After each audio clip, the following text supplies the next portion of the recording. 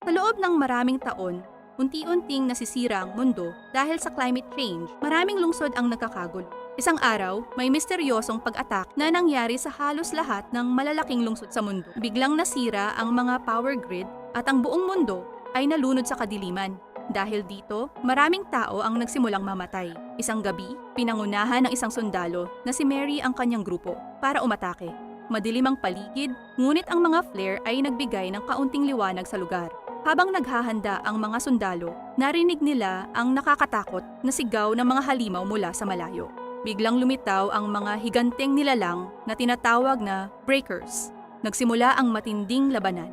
Ang bawat sundalo ay lumalaban para sa kanilang buhay. 15 taon matapos ang unang pag-attack ng mga breaker, ang asawa ni Mary na si John ay nagtuturo sa kanilang anak na si Willa tungkol sa nangyari sa mundo.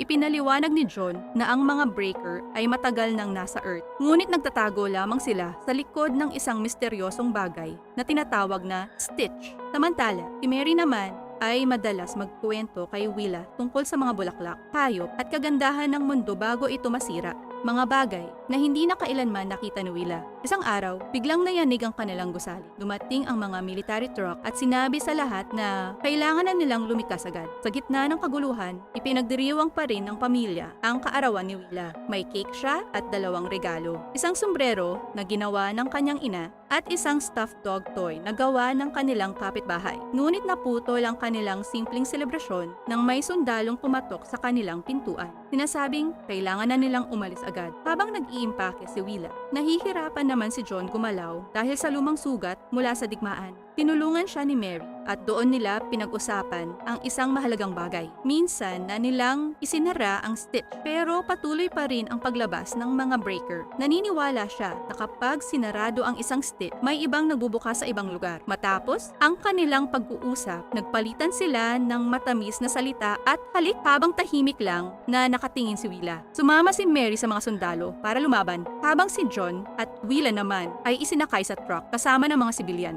Habang naglalakbay sila, ikinuwento ng mga sundalo kung gaano kadelikado ang infection ng breaker. Kapag nahawa ang tao, nagiging isang hybrid, isang halimaw na dating tao. Habang natutulog ang iba, biglang nagising si Willa dahil sa putukan at sigawan sa labas. Inutusan sila ng sundalo na manatiling tahimik sa loob ng truck. Sa labas, maririnig ang mga halimaw na sumisigaw. Maya-maya, may breakers na lumapit sa truck. Akala ng lahat ay katapusan na nila. Biglang may malaking kuko na tumusok sa sasakyan at hinila palabas ang isang babae. Nataranta ang mga tao at nagsimulang tumakbo para magtago. Sa gitna ng kaguluhan, nagkahiwalay ang marami. Si John at Willa ay nagtago sa ilalim ng isang truck habang naririnig ang sigawan at pagkamatay ng mga tao sa paligid. Habang nagtatago sila, may isang breaker na lumapit. Ngunit bago pa sila makita, may sundalong biglang umatake at pinugutan ng ulo ang halimaw. Pagkatapos ng laban, nilapitan sila ng sundalo at doon nila nakita na si Mary pala yun. Agad niyang pinasunod ang lahat papunta sa gubat dahil mas ligtas daw doon.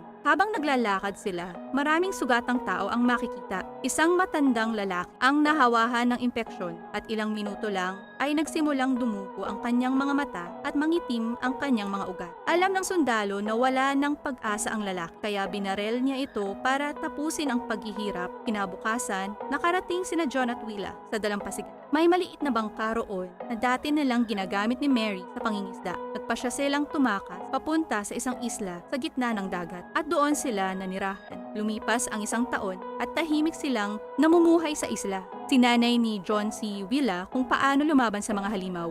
Gumawa pa siya ng obstacle course para sa kanyang training. Ayon kay John, ang breakers ay kailangang putulan ng ulo para mamatay. Pero ang mga hybrid ay kailangang durugin ng utak. Isang araw, may nakita si Willa na isang batang babae. Ang pangalan niya ay Rosie. Ayon sa kanya, inatake ng breakers ang bangka ng kanyang pamilya at siya lang ang nakaligtas. Tinulungan siya ni Willa at dinala sa isang lihim na kuweba. Hindi niya sinabi kay John ang tungkol dito. Nagkaibigan ng 2 bata, nagkuwentuhan sila tungkol sa lumang mundo at sa alamat ni Cody, pero hindi nila alam na may masamang mangyayari. Isang araw, bumalik si Willa sa kuweba. Ngunit wala na si Rosie. Biglang may gumalaw sa dilim. At doon niya nakita ang nakakatakot na katotohanan. Si Rosie ay naging hybrid na. Agad siyang hinabol ng halimaw. Halos mahuli na siya, pero dumating si John at pinatay ang hybrid para iligtas ang kanyang anak. Dahil dito, napagtanto nila na maaaring nalaman na ng breakers ang kanilang isla. Habang tumatakas sila, biglang bumagsak si John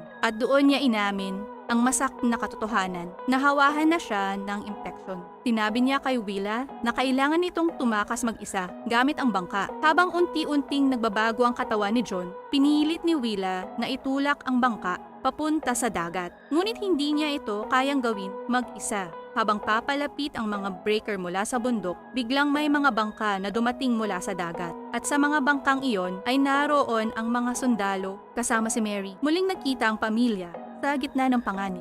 At habang papalapit ang mga halimaw, hinawakan nila ang kanilang mga sandata. Handa silang lumaban hanggang sa huli.